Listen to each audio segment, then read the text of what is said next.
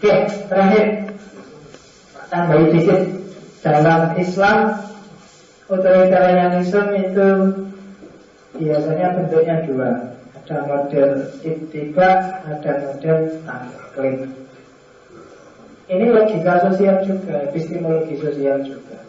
Ittiba itu berarti kamu ikut dan tahu dasarnya kenapa kamu ikut. Kalau taklid itu ikut tanpa tahu dasarnya kenapa itu kamu ikuti. Ada surat An-Nahl, jadi alasannya fas'alu ahlan dzikri in kuntum la ta'lamun. Ahlan dzikri itu apa?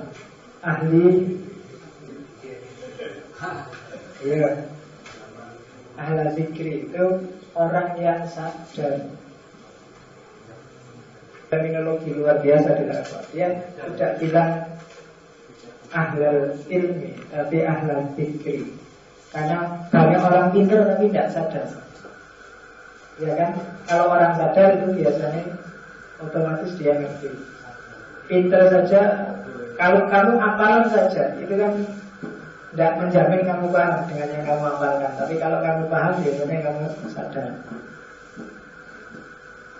Makanya Fatona itu pintar pasti, alumni Mesir, tapi dia tidak sadar, bukan ahlul dzikri, jangan ditanya. Iya, banyak orang pintar yang bukan ahlul dzikri, cuma ahlul ilmi, ngerti ilmunya dok tapi tidak sadar. Kayak zaman saya dulu SMA, Alfiyah itu apa, tapi bahasa Arab orang ngerti belas. Jangan tanya saya tentang ngomong aku, tapi kalau kamu tanya saya syair-syairnya Alfiyah, aku apa? Quran dulu kalau kamu nggak ngerti tanyalah ahlul dzikri. Kalau kamu tanya ahlul ilmi biasanya dikasih teori dan bulat. Kalau ahlul dzikri yang dikasihkan adalah ahlul dzikri itu orang yang tercerahkan, orang yang sadar, orang yang bangun. Jadi kamu sendiri nanti tanya intuisimu untuk membedakan apakah dia ahlul ilmi atau sekedar ahlul ilm atau ahlul dzikr. Jadi jangan didefinisikan ahlul dzikir itu orang yang biasanya dzikir yang kemana-mana bawa tasbih kayak Umi Rama itu. Bukan itu. Ahlul dzikir tidak semata-mata orang yang sadar itu biasanya dia memang selalu berzikir. Biasanya di antara, tapi tidak selalu. Dzikir itu kan tidak selalu dengan lesan dan tasbih. Oke, asumsinya kenapa orang taklid? Pertama adalah kepercayaan pada mujtahid.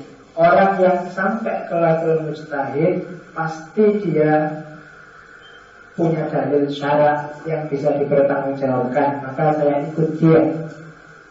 Yang kedua, tidak semua orang punya kemampuan ijtihad. Karena saya awam, saya tidak bisa ijtihad sendiri. Yang bisa saya lakukan ya kalau nggak tiba ya taklid. Ittiba itu saya buka sendiri atau saya tanya ke dia dalilnya apa. Kalau taklid itu pokoknya saya percaya ke dia, tidak mungkin dia curang. Itu taklid. Orang seperti itu tidak mungkin lah. Kalau urusan ini bohong kelihatannya kok tidak.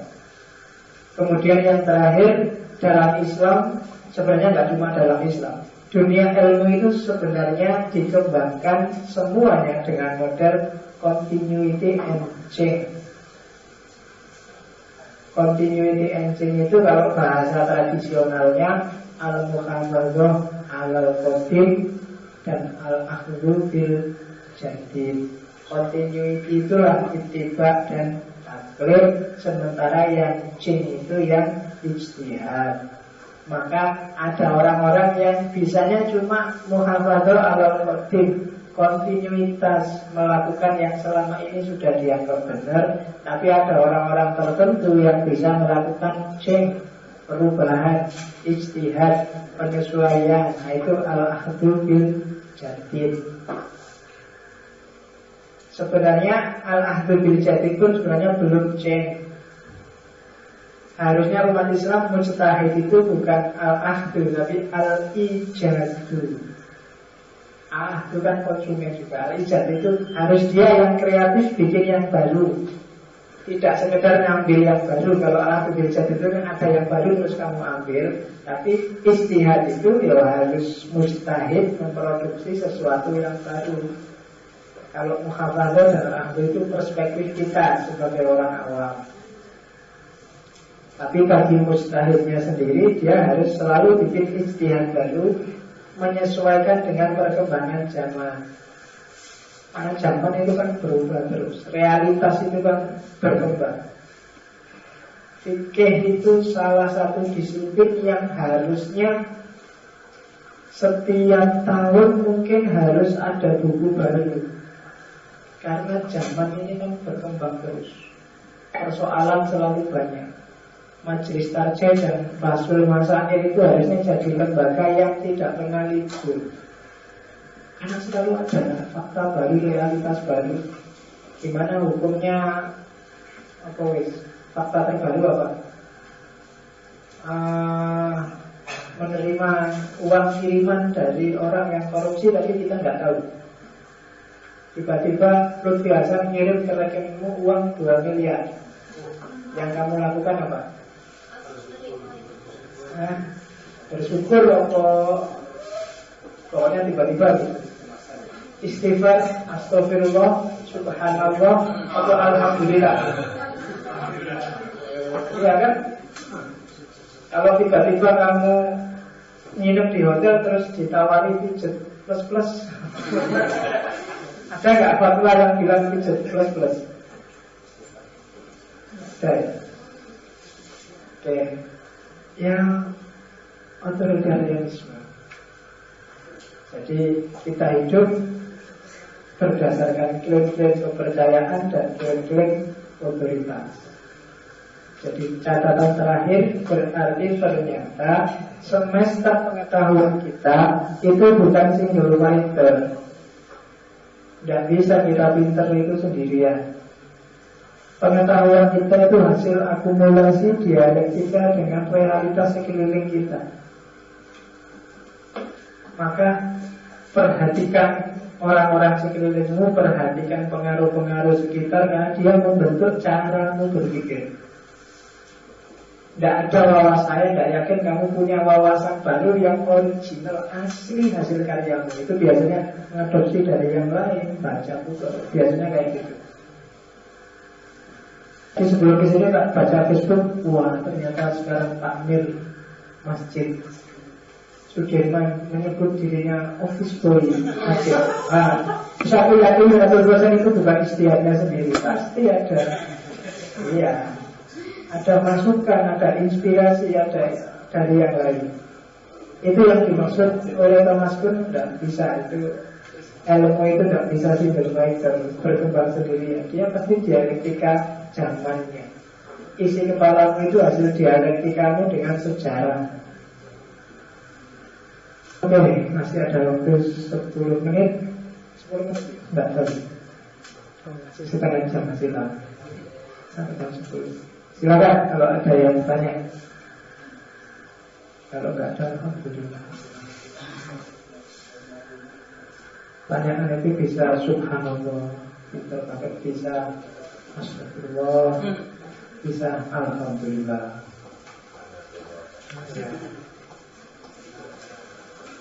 Bisa masya Allah.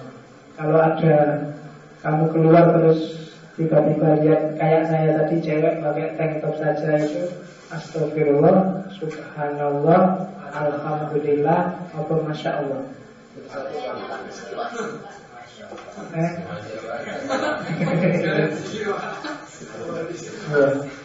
Apa gak sempet ngomong, kamu belum mau aja. Ya. Oke, silakan. Nggak ada ya. Pokoknya tema filsafat kita tak cari tema-tema yang tidak bikin kepalamu puyeng. Ini kalau tak kasih judul tokoh dan teorinya satu-satu, kamu mesti baca.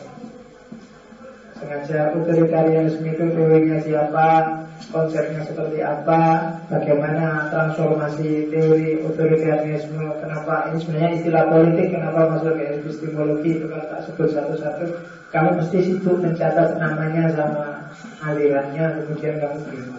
Mending tak buang semuanya, kita sesuai realitas sehari-hari aja dengan bahasa yang sederhana. Alhamdulillah kalau nggak ada ya, paham kabeh. Kita tutup pengajian kita minggu depan. Ada yang pesan buku Qissatul Iman. Tadi sempat tak cari-cari karena buku saya itu menumpuk tidak karu-karuan, jadi mau berangkat tak cari belum sempat ketemu. Tapi yang butuh filenya, saya punya file kitabnya, sayangnya pakai bahasa ya. Yang terjemahan itu agak tebal bukunya, sekitar 500-600 halaman. Jadi yang mau fotokopi siapkan dulu koceknya sebelum tak pinjemin bukunya.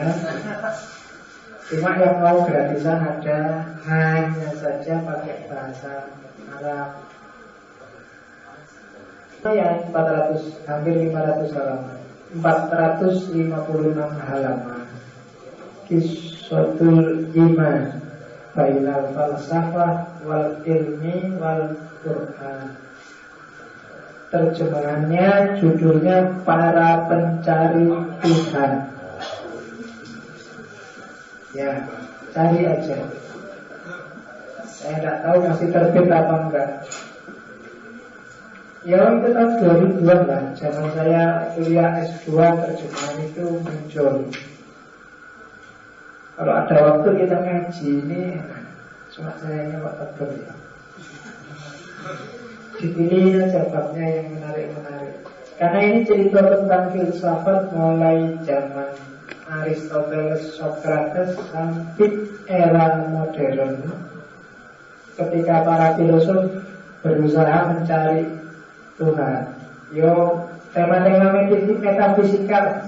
Enaknya ini modelnya dialog. Jadi kayak novel antara orang yang dibingungkan oleh filsafat, merasa sesat gara-gara filsafat, terus cari guru filsafat yang dianggapnya sudah mumpuni, kemudian dialog. Maka judulnya Mabainal Falsafah wal Ilm wal Qur'an. Nanti puncaknya ada dari Al-Quran. Tapi awalnya menjelajah pemikiran para filosof. Menariknya Syekh Mauzul. Syekh Mauzul ini yang ada Syekh Nadim Al-Jizal, cuma tokoh utamanya Syekh Mauzul. Jadi Syekh Mauzul itu kalau menjelaskan enak, karena tidak kayak buku ilmiah, tapi sifatnya naratif, kayak cerita. Jadi dia menjelaskannya, Socrates itu bagus ketika dia mikir sampai sini-sini. Tapi begitu dia ngomong tentang ini, mulai ngawur sudah pikirannya, sehingga ngarang-ngarang dan ngaruh-ngaruh. Plato bagus, tapi begitu nyampe sini dia mulai kacau pikirannya. Nah gitu loh. Dan bagian-bagian yang kacau itu nanti disempurnakan di Al-Quran. Yang tertarik silakan di copy. Kalau yang sudah pintar bahasa Arab, kamu ambil ini. Itu luar biasa kalau ada yang bisa. Tebel lagi. Mungkin ada yang alumni Mesir atau alumni Suriah, ini bisa di copy. Oke ya, saya akhiri sekian. Ketemu lagi minggu depan. Minggu depan kita sudah mulai masuk ke logika. Epistemologi saya kira sudah. Jadi harapan saya hari ini kamu sudah ngerti tentang tahu dan pengetahuan. Dari mana sih orang mendapatkan pengetahuan? Apa yang terjadi ketika orang mencari pengetahuan, dan bagaimana parameter ukuran benar salah sebuah pengetahuan? Nyawanya 3 itu. Kalau sudah, kita akan ngomong tentang logika. Logika itu kuncinya cuma satu, bagaimana sih cara berpikir yang benar. Saya akan bagi logika mungkin 2 pertemuan. Saya nggak akan ngomong banyak, karena logika ini teknis. Kalau ingin belajar logika panjang nanti lain waktu, kalau nanti sesinya lebih banyak kita ngomong khusus tentang logika. Jadi logika saya bagi 2 aja. Yang pertama saya akan ngomong gimana cara berpikir yang benar. Terus selanjutnya saya akan ngomong tentang cara berpikir yang salah, logical fallacy. Jadi kalau sudah tahu yang benar dan tahu ciri-cirinya yang salah, saya kira sudah cukup. Setelah logika itu eksak, terus kita masuk ke cara berpikir yang tidak eksak, masuk ke hermeneutika. Hermeneutika mungkin jangan panjang-panjang juga, hitungan saya mungkin 2 pertemuan juga untuk hermeneutik. Yang penting kamu ngerti patokan-patokan gimana memahami fakta dan fenomena manusia yang tidak eksak. Itu alatnya namanya hermeneutika. Setelah ngerti ini, baru kita masuk ke metafisika. Metafisika, saya akan ngomong tentang Tuhan, manusia, dan alam. Ngomong tentang Tuhan, panjang enaknya berapa ya? Kamu minta panjang gak tentang Tuhan atau yang pokok-pokok saja?